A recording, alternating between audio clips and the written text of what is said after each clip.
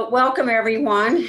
As Janet mentioned, I am a lifelong HR practitioner, and I have worked in large and small organizations.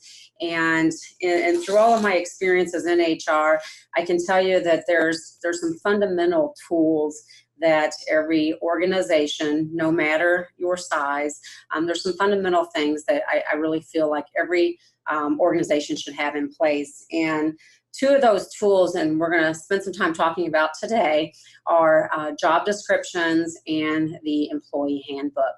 So the next, we'll kind of divide it into two sections. I'll talk about job descriptions for a bit, and then we'll move into employee handbooks. And again, I think these are essential tools. And you may be thinking, well, I'm a small business. Do I really need to have these things in place? And my answer, and as you'll see as we go through here, is absolutely yes, that you should have these tools in place. In my role now, I work with a lot of small businesses, and the question that I get most often is around, okay, as a small business, how do I stay compliant? There's so many compliance-related issues when it comes to employment that it's hard to keep up with a lot of these things. And I think that having the handbook and having job descriptions in place are two excellent tools that will help ensure some of these compliance issues are addressed. And as we go through this today, I'll talk about some of those compliance issues and then how these things all fit together.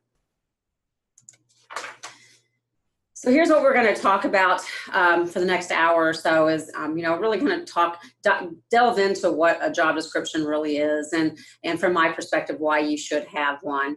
And truly, I think this next on the foundation being the job description really truly does become the foundation for many HR decisions. So we'll talk in detail about that. And I'll spend some time talking about what you should include in a job description. And there's a lot of different schools of thought on what should be in a job description. And there's no set rules, but I'll give you some best practices and some guidelines that I think that you should, consider. And then we'll talk about how you implement and maintain those job descriptions.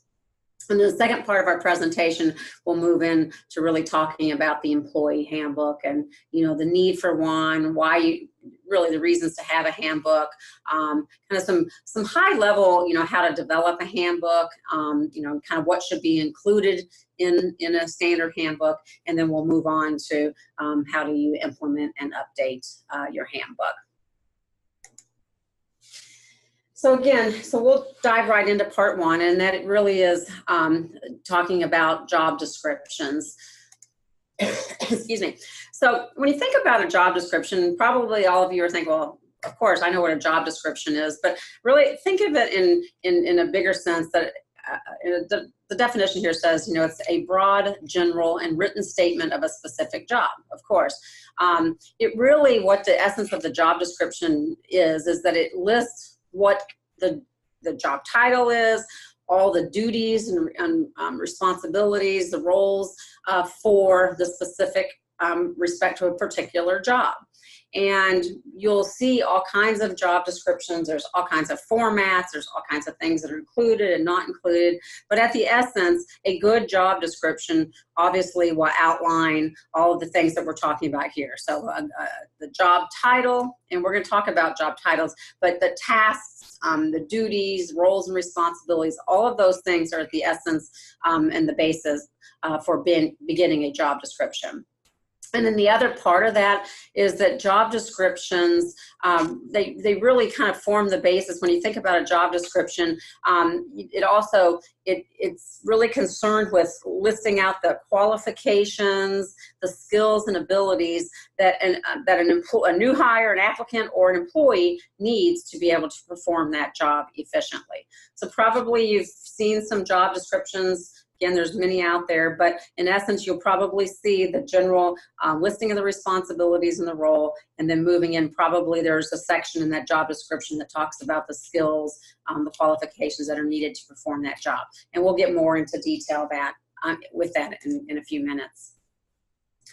So why should you have a job description? And I get asked this from especially small businesses, you know, do I really need it? Is it really important? Is it just a waste of time? You know, I really don't have the resources to do this. So how important is the job description? And so let's talk about a few reasons from my perspective why I think that they are important. And I will preface this by saying, because I get asked this a lot, are they legally required?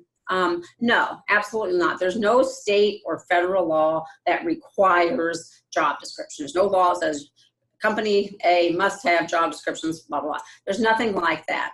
But again, they really are, I think, helpful tools really from a practical and HR best practices standpoint, as well as for legal reasons. And the first one says that they're a useful communication tool. What better way to let your employees know that what you expect of them? You know, you hire a new person to come into your organization, you know, by giving them that job description, you are letting them know up front exactly what their job is going to entail and what you expect of them, and how you're going to, you know, how do you measure their quality and quantity of their performance.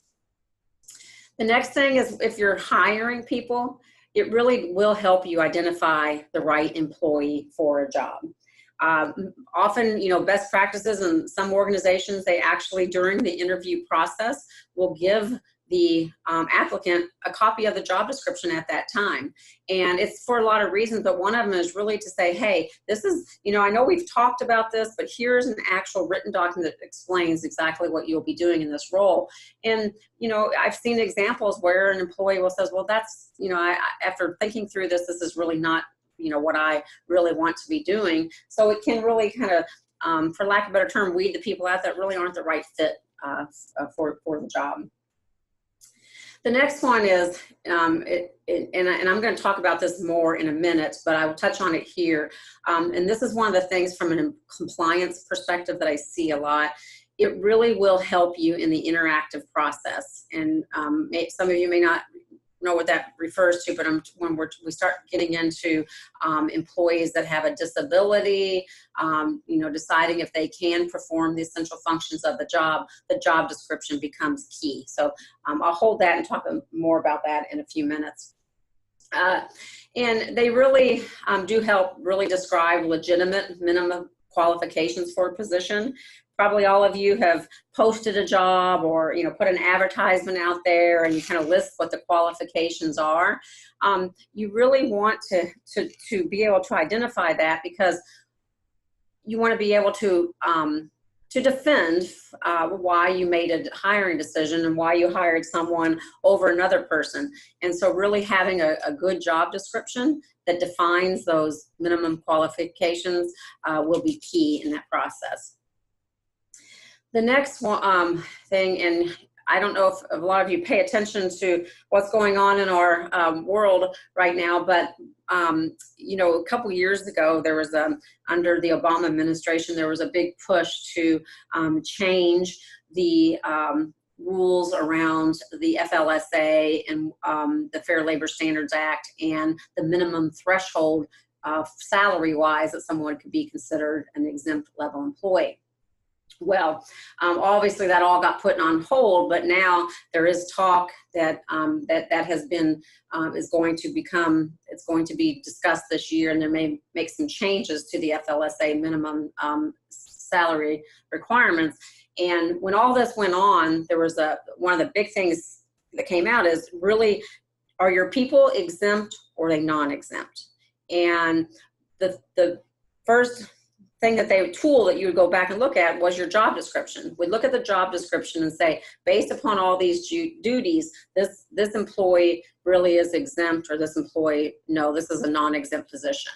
So as you start paying attention to what's going on with the FLSA, when you hear these things, those job descriptions are going to be critical in being able to justify why you've classified an employee as either an exempt or non-exempt employee.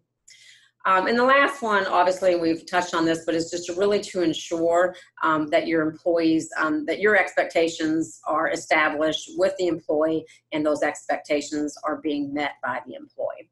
So I think you can see that obviously there's a lot of good practical reasons why job descriptions are important.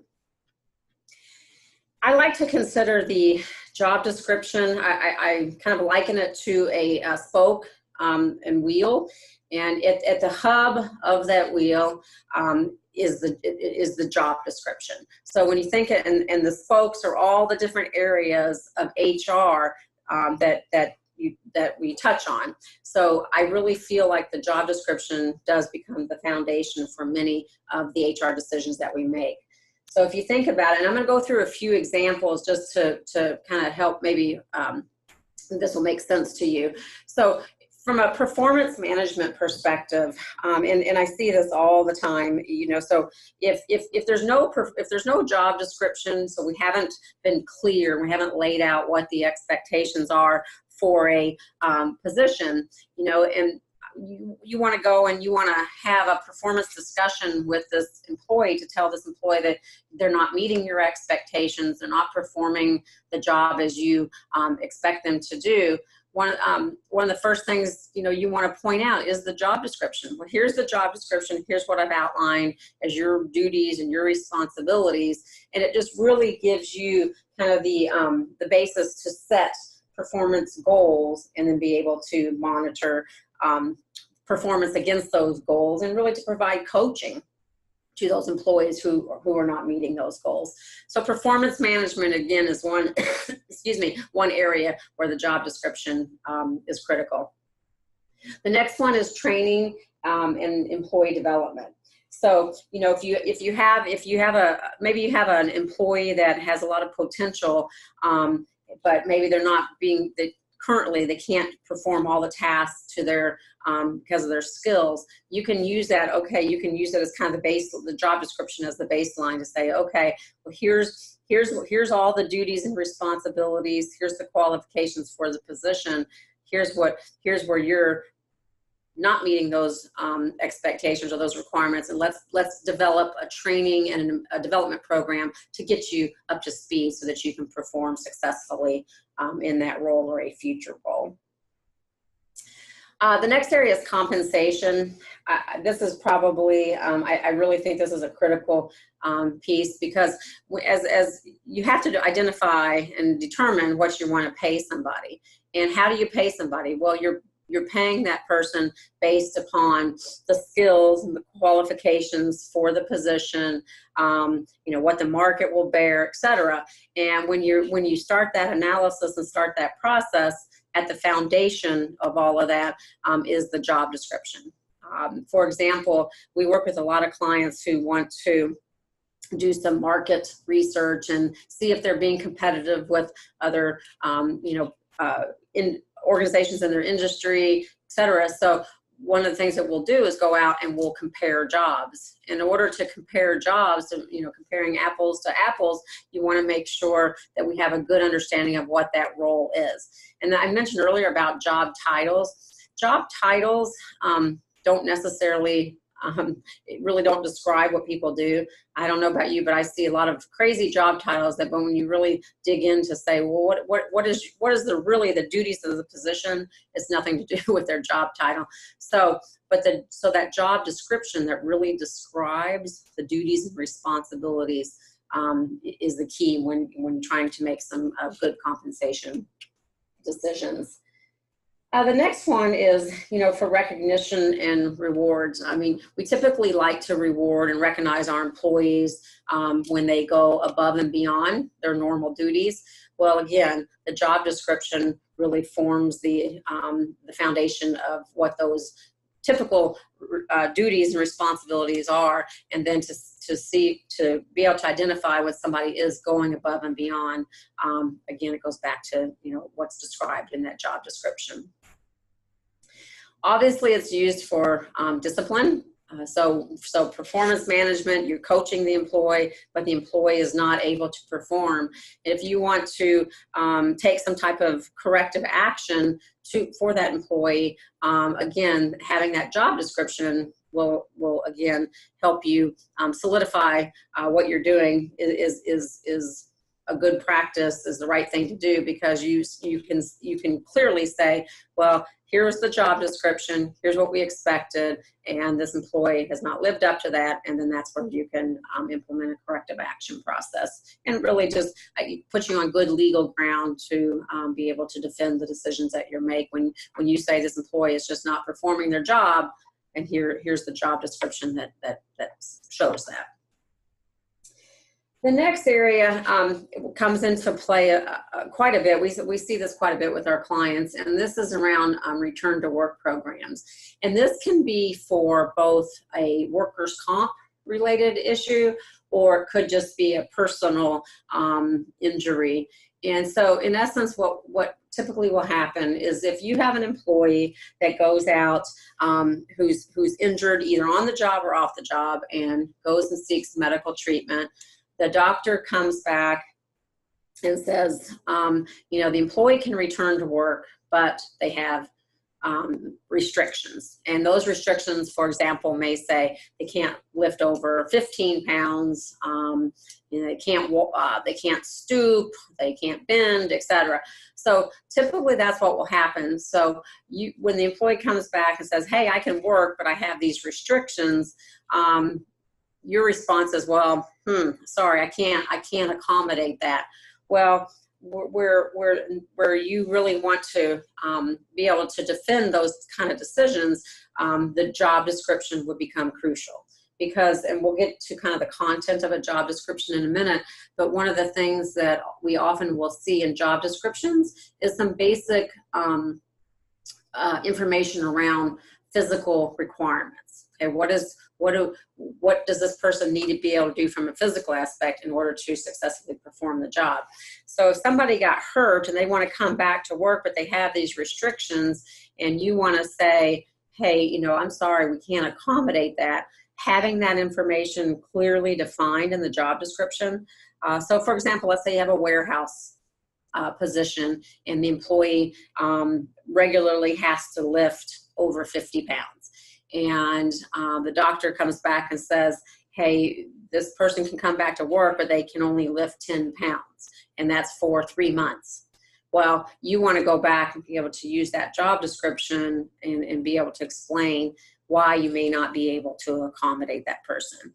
But not without having a job description, it just gets a little bit more difficult to make those decisions. So again, having that job description will really just be the foundation for making good, solid, and quite frankly, legally compliant decisions in those situations. And the last thing is the essential job function analysis. And that kind of ties into the return to work programs. But in this case, in every job description, you'll want to list the essential functions of the job. Okay, so you have to, we'll talk about how to do this, but you'll want to list essential functions of the job. And let's say that you have an employee, so under the Americans with Disabilities Act, if you have at least 15 employees federally, then you have to comply with that. But even if you have less than 15 employees, there's some good best practices around if you have an employee that has a disability and that employee comes to you and says, hey, because of my disability, I can't perform either some or all of my job. Well, excuse me, the essential job function analysis becomes really, really important, and those essential functions need to be listed in the job description, because if you have an employee, let's just say, for example, employee comes and says that the essential function of the job is they have to, I'm thinking they have to do the lifting. They have to lift over, let's say 30 pounds every day, 5 hours a day. Well, if that is an essential function of that job, and this person comes and because of their disability, they cannot perform that essential function, then under the ADA, you as the employer need to engage in dialogue with that employee to determine if there's an accommodation that can be made. And the ADA says that if it truly is an essential function of that job and that employee cannot do that essential function with or without an accommodation, then you don't have to continue to employ them. So again, at the essence of that, the job description would be a critical tool in helping you through those types of situations. So, excuse me, so what should you include in a job description? If you go out and Google job descriptions and job description templates, job description format, they're going to be all over the board. You're going to see all kinds of different examples and things that should be included and not be included. But so, and there, again, there's no right or wrong. And again, there's no law around saying you have to have this and that in a job description. There's nothing like that. But so some good best practices I've included on this screen are some things to think about. Obviously, again, you want to have a good job title. Typically, you'll see maybe an overview, a statement of purpose for that position. You'll want to have a list, a detailed list of the specific duties and tasks that are responsible for that position. And what I would recommend is when you list out those duties, that you list those in order of significance. So if you think about a position, and this is a good kind of a rule of thumb, is to take a position in your company. Let's just say you have an accountant. Take that accounting position and start with like the 5 primary reasons or duties why that position exists. And from there, you can kind of decide and put those in order of significance, and that really forms the core of the job duties for that position. And sometimes there's going to be situations where there's a lot of other things that person does that aren't a significant part of their job. So you want to put those, if they really are needed, put them at the bottom of that list. But again, it's those major things that really describe why that role exists in your organization. Typically in a job description, there'll be some kind of reporting structure, like this position reports to, and lists the job title of the person that it reports to. You'll see things about experience and skills needed to successfully perform that job. That's often included. There's a couple things on here that are kind of I guess suggestions, but don't have to be. You might describe what an ideal candidate would, or a employee would look like, or what they would do in order to perform successfully in that role. This next one, excuse me, is not necessarily a must-have, but some companies like to include the work location and then maybe kind of their typical hours of work. So those are some basic things that should probably be in a job description. There's a couple other things that I would recommend that you consider in your job description. And one of those, excuse me, one of those is I would recommend that you have, and you're seeing this more and more, is maybe some basic competencies that are required for that position. That's always a good thing to include. And then the other thing and goes back to what I was talking about with the Americans with Disabilities Act, I would include some basic information about the physical requirements of the job. Now it doesn't have to be super lengthy, but if it's a physical job, or maybe it's it's a detail oriented position where they have to do a lot of data entry, whatever the case is, I would recommend that you put some physical requirements. So they must be able to sit for long periods of time, or they work in a noisy atmosphere. Things like that kind of describe the physical aspects of the job. I would recommend that you include in your job description. And the last note on, or second to last note, I put on here salary range, and I put a question mark, and I said maybe. Typically, I don't see salary ranges on most job descriptions.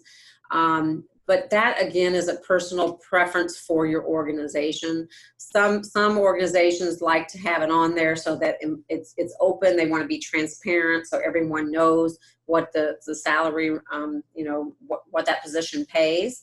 Some others prefer not because, one, they don't want to be tied to that. Maybe they want to be a little bit more flexible.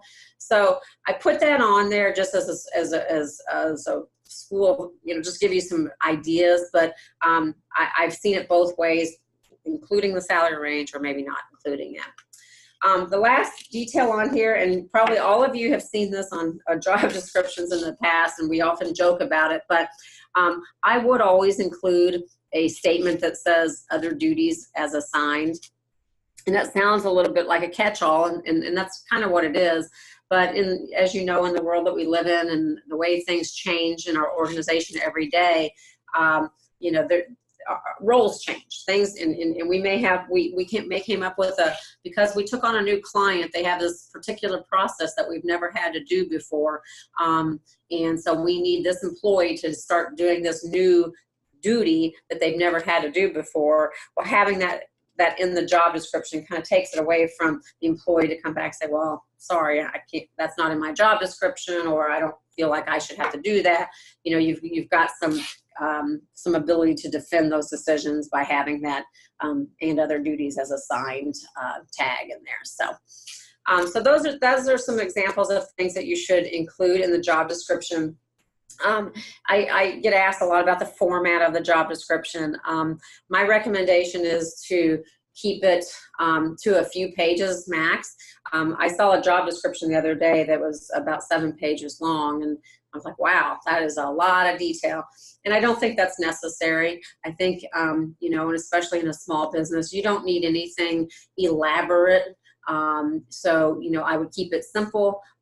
But again, make sure that you include these basic things within your job description. So now what do you do?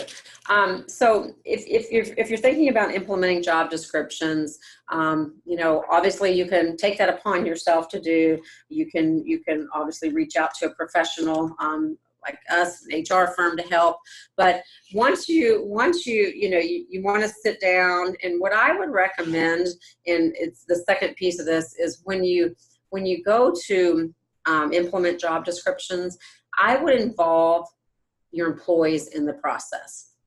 Who better knows how to do the job than your employee? So I think you'll get a lot of buy-in, and they know their role better than you do, better than managers. So involve them in the process. Have them help you describe exactly what their job duties are, and help and just be involved in implementing, in developing the process.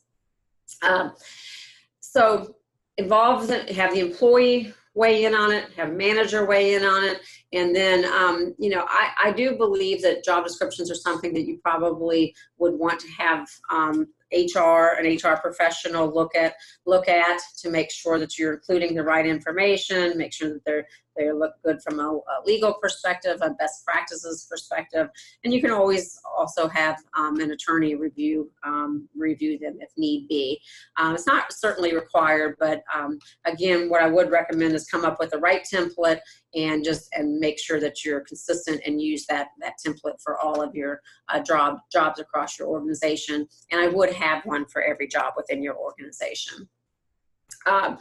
The second thing is make sure once you do implement job descriptions, and when you do that, I would have all the employees sign off on the job description, and that they've received it. Give them a copy of it. You can place one in their personnel file, but make sure that all your employees have a copy of the job description.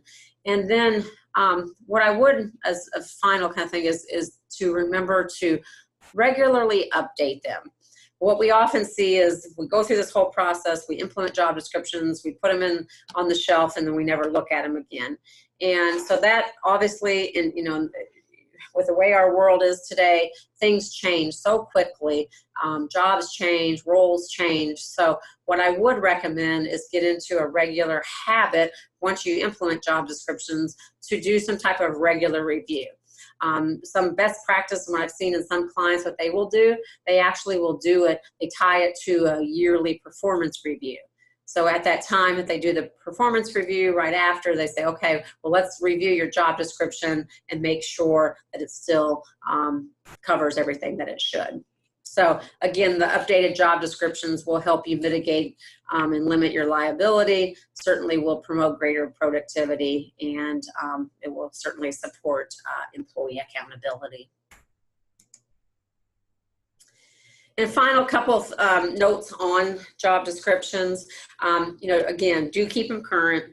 In today's world, job functions change frequently. So again, just get in the habit of keep making sure that the job descriptions are current. And as you bring on a new role, as you build your business and you bring in new people, make sure that you have a job description in place for every position. Don't build a job description around an individual. We will tend to do that. We will put the job description together based on the person, and we really shouldn't. We should really base it on what the role should be within the organization. And then the last thing is just don't make it overly complicated. The job description does not have to be complicated.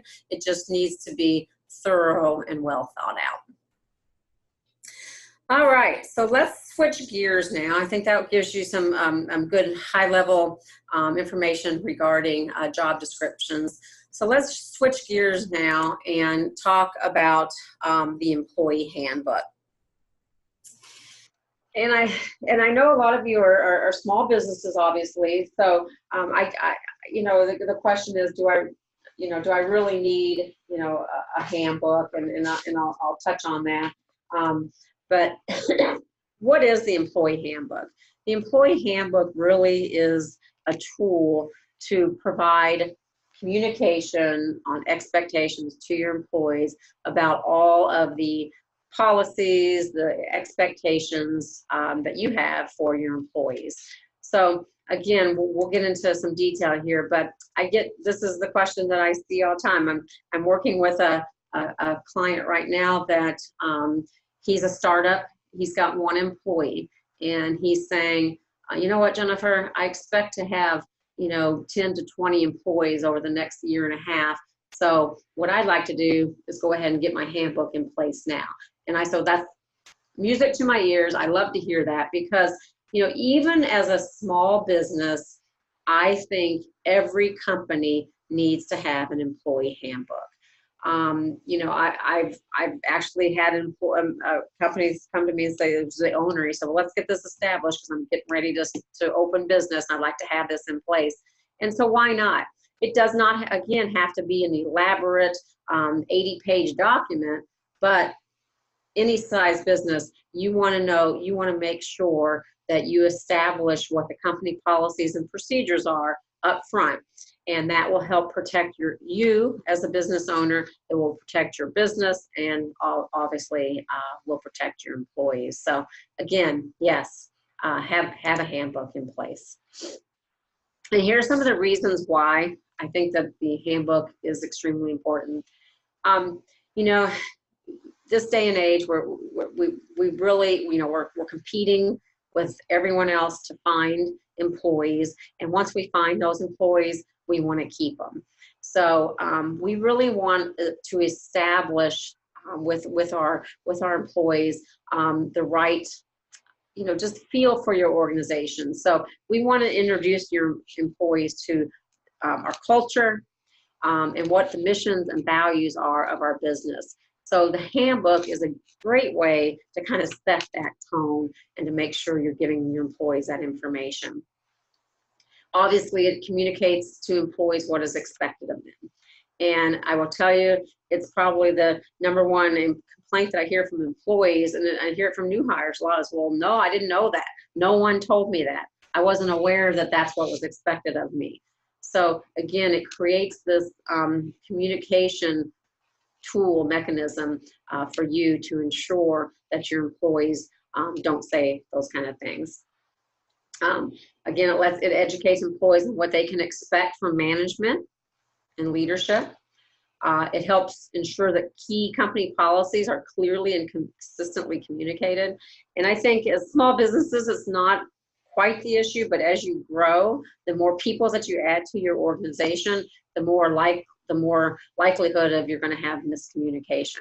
So having that employee handbook in place from the very beginning really, establishes some consistency, and everyone's clear on what the policies are.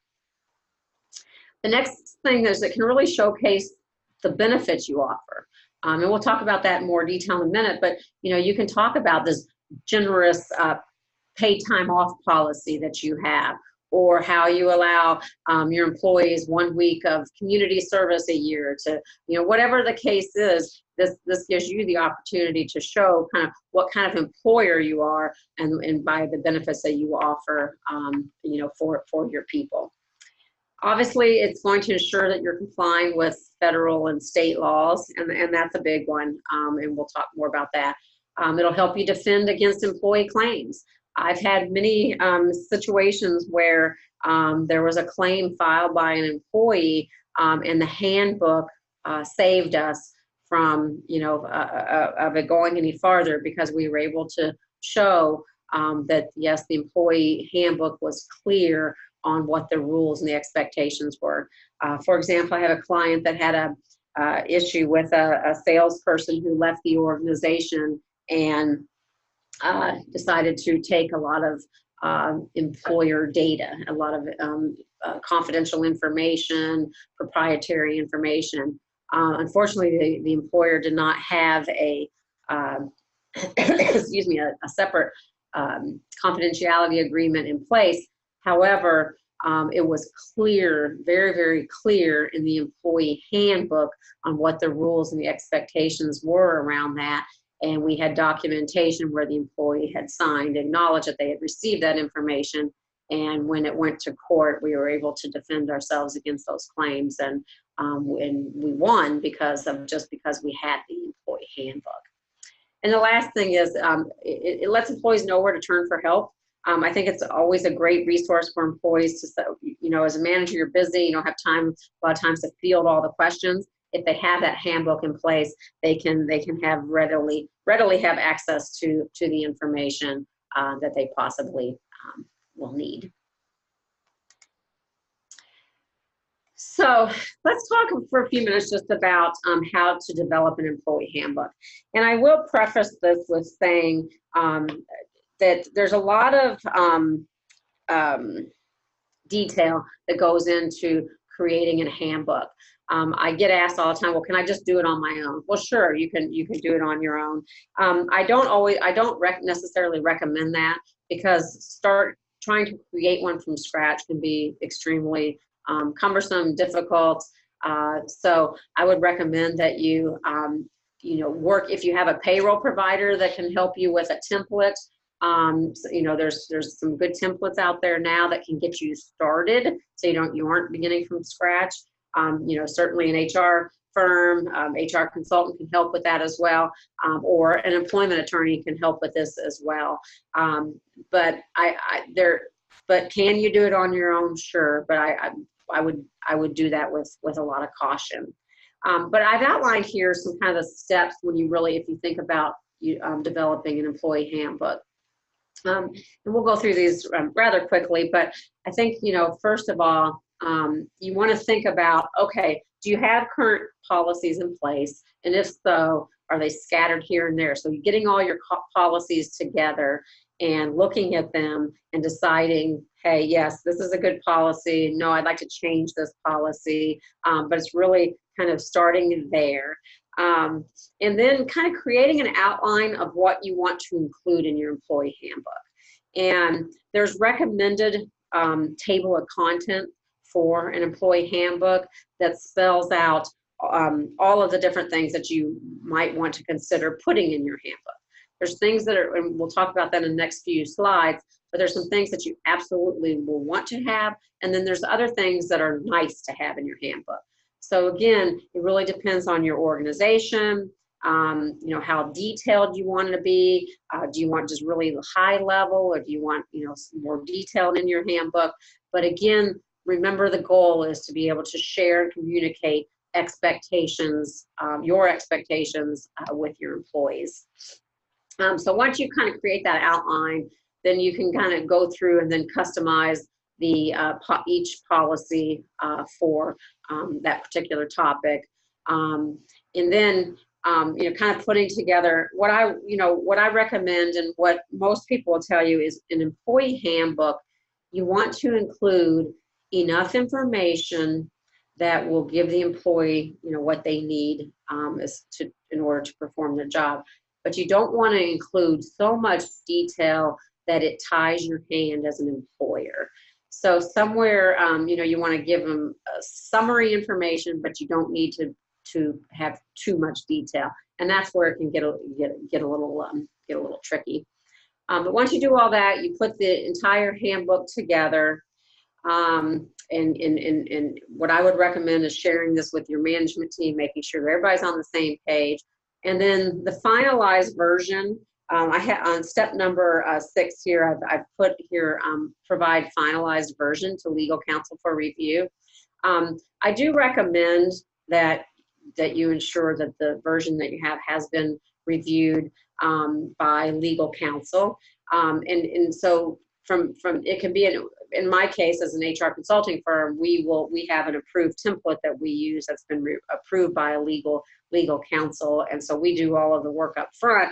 Then the final version, we will ask the client, do you want to have this reviewed by legal counsel? And it's always a good idea to do, especially if you're in a specific industry that maybe has a lot of, for example, maybe you're in the healthcare industry and you have a lot of HIPAA related things that you need to be concerned about. So depending on your business, there's things in there that I would definitely, you might want to consider having it reviewed by legal counsel.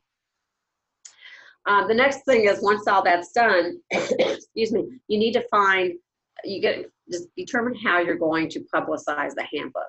It could be as simple as, you know, having copies made and distributing it, and you know, to employees, hard copies. It could be, a lot of companies now are doing it electronically. If your payroll provider has, they may have the ability to distribute your handbooks for you electronically, and the employee signs off on it electronically.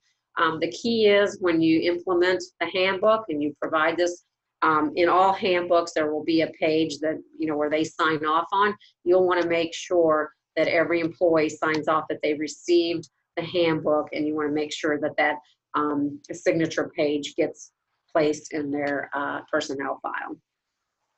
And the last one is updating it as necessary. And this is where it gets kind of tricky, but you know, you don't want to have to be updating your handbook every 3 months. So, but you will have to update it as things change, as policies change, as employment laws change. You will need to keep it updated. So we'll talk a little bit in a minute about you know, the frequency of updating your employee handbook. So what should be included in your handbook? Excuse me, as I mentioned earlier, there's things that are required by law that as employer you have to comply with. So you want to make sure that those things are included in your handbook. There's other things that, you know, there's federal laws and there's state and local laws. So on this slide, I've listed a couple things here. The first one will probably not apply to anyone on this call, because the family medical leave policies are only, you only have to comply with that if you have 50 or more employees. So I doubt that any of you have 50 or more employees, but what I would recommend is that you do have some language in your handbook around leave of absences. Do you allow leave of absences? What if an employee, because you don't have FMLA, but what if an employee does get sick and needs to take a few weeks off? How do you handle that? So I would recommend having something around leave policies. And federally, there's military leave requirements. So there are things like that around leaves that I would definitely make sure that are in your handbook. Obviously, there's equal employment and non-discrimination policies. that are highly recommended that be in your handbook, and depending on your size, you may be federally required to have. And even on a state and local basis, there's some equal employment non-discrimination policies that you must have. And then obviously there's workers' compensation information. And again, those are just examples of things that you should have from a legal perspective. I listed a couple other things here that are important in the state of Kentucky.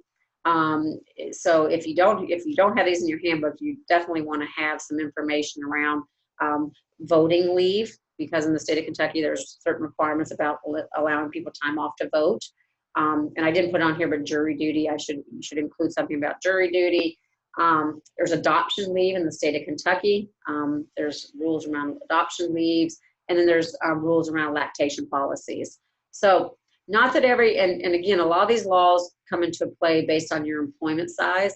But again, my goal here is to make sure that you understand that the handbook, there absolutely are some things from a legal perspective that every handbook should contain. So those are the legal requirements. Other things that you definitely want to consider having in your handbook is, some general information about your company. Again, we talked about your culture, values, mission, but have some company history information in there. I think that's always a good tone to set in your handbooks. Anything around your specific policies, whatever the case is, depending on your specific business, maybe all your employees, for example, are required to wear uniforms. So you'd want to have a uniform policy in there. Anything around time off policies, an attendance policy, anything like that specific to your organization, you definitely want to ensure is in your handbook. Work rules, anything around work rules, employee behavior, what the expectations are around that should be in there. We are seeing a lot of activity right now around social media policies and what employees can and can't do on company time or on Facebook or whatever the case is. So all of those things are things that you'd want to ensure are addressed.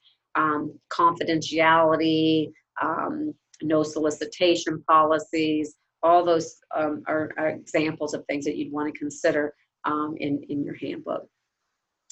Oftentimes there'll be information around how does pay compensation work, around promotional opportunities, employee development. You could definitely include that in there. And then the last one is on that I've got on the screen is about benefits. And I will caution everyone here, I think it's great, and I think everybody should include some general information about employee benefits. But what I would recommend in this case is that if you offer employee benefits such as medical, dental, vision, any of those kind of health benefits, I would not put too much detail in your handbook about those. I would keep that as a separate document because you want to include general information, perhaps, that you offer these benefits and they're eligible for those benefits after, for example, first of the month after 60 days of employment. I would put that kind of information in your handbook, but I wouldn't put specific information about the benefits themselves. I'd have that separately. And the reason being is because those often change, and you don't want to have to update your handbook as often as those things may change. And this last slide on this says that, I absolutely, without a doubt, in every handbook, you should have these things. And there's specific language around that the handbook does not constitute or should be construed as a contract. And there's at-will language in the state of Kentucky. We're an at-will employer, so every handbook should include information about being an at-will employment. And this is not this handbook does not constitute a contract.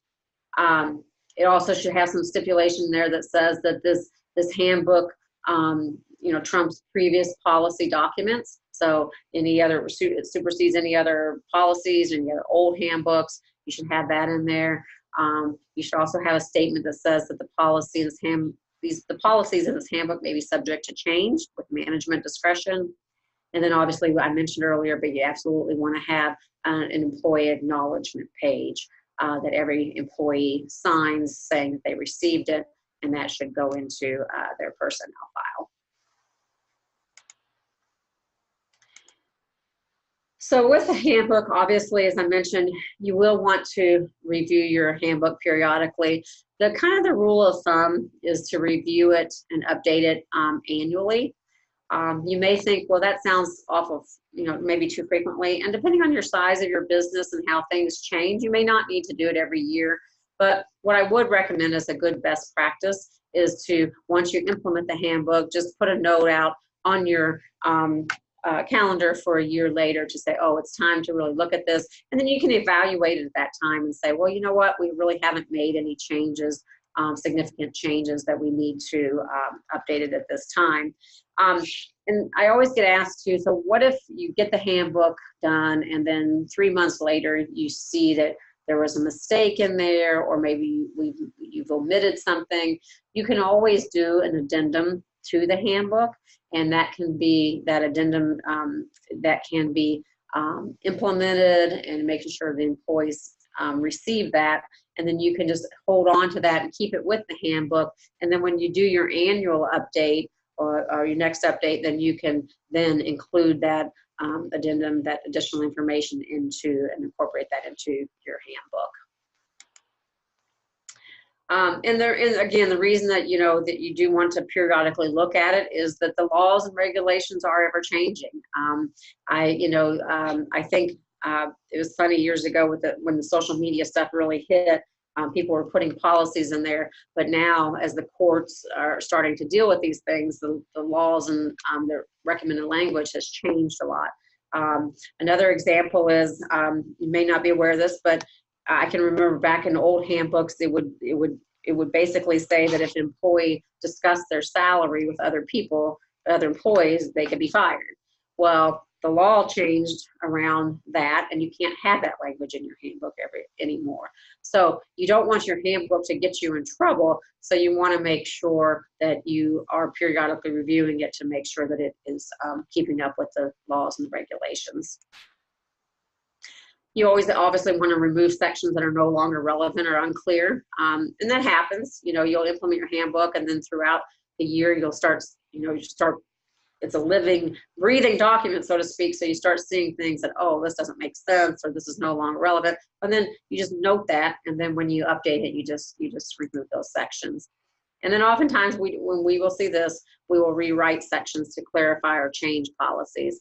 This happens a lot around attendance policies. We'll implement attendance policy, we'll start going by that policy, and then we find out that, hey, maybe we need to clarify or change something. And this last point, every time your handbook is updated, you should redistribute copies to the employees, and always require that they get that you get a new signature acknowledging the updated version that they have, because you always want to ensure that your employees have the most updated version of the employee handbook. So kind of in summary, things that, I know that was a lot of information to cover in a short amount of time, but again, I hope the goal was that this will get you start thinking about these two essential tools that I think every organization should have. And so, start thinking about your job descriptions and your handbooks. Do you have job descriptions now? If not, start thinking about how you'd like to implement that process. And then, do you have an employee handbook? And if you do, let's take a look at it and make sure it's up to date. Or if you don't have one, it's time to start thinking about implementing one. And I mentioned this with job description, I'll say it again with employee handbooks. They don't have to be really super complicated. Again, both of these are tools to improve communication and to ensure employees know what the expectations of them are. Remember, both of these things will create a solid foundation for your organization. Remember that you always want to update them on a regular basis. Be aware of changing employment laws. And then again, the goal here is these things are communication tools, but will help protect you as an organization. Will also protect your employees as well. And that that is the end of my presentation. And Janet, I'm going to give it back to you. And if you want to open it up for any questions or comments. Yes, so if, again, if you want to ask any questions, you can go down there in the chat and type those in. Jennifer, I did want to ask real quickly on employment laws. You talked about to just stay aware of the fact that that those will change and you need to update that handbook. Is there a certain time of year that those laws go into effect for both state, local, and federal too? You know, not necessarily. They're not typically, laws aren't on a calendar or fiscal basis. I mean, a lot of times you will see them come around the first of the year, but there's really no rhyme nor reason to it. And that's a great point to think. And I didn't really say this too much, and it's not only the federal laws that you have to think about, but a lot, and where you see more activity now is at the state and even the local level. For example, every day I'm getting something new on a local level where I think Cincinnati just passed it, where they're doing salary bans, where employers, when they're hiring people, are not allowed to ask about salaries anymore. So, and so things are changing all the time. Okay. So keeping up with those can get complicated. Okay. I do want to let folks know too that we did record today's event, and so I'll be working to edit that and send that to you guys. So you'll have that along with the slides that Jennifer has created. When I send that to you, you'll actually have a link to actually fill out an evaluation for us for today. Jennifer will continue to join us throughout the year for different subject matters, so you can watch for those different events. I think probably in the next one will be probably around in June sometime, and we'll share that information with you as we schedule that. And I do want to thank Jennifer very much for sharing this valuable information. Like you said, it's a lot of information to go through in a very short amount of time. HR is just, it's a huge thing and a huge monster to kind of tackle. So we appreciate you at least helping us dip our toe into the water and kind of basic information about that. Again, I'll send the information about today along with Jennifer's contact information so that you'll have that and be able to follow up with her with any questions or actual help in you getting started in these areas. So thank all of you. Thank you again, Jennifer, and we will see everyone next time. Thanks so much. Thank you. Thanks.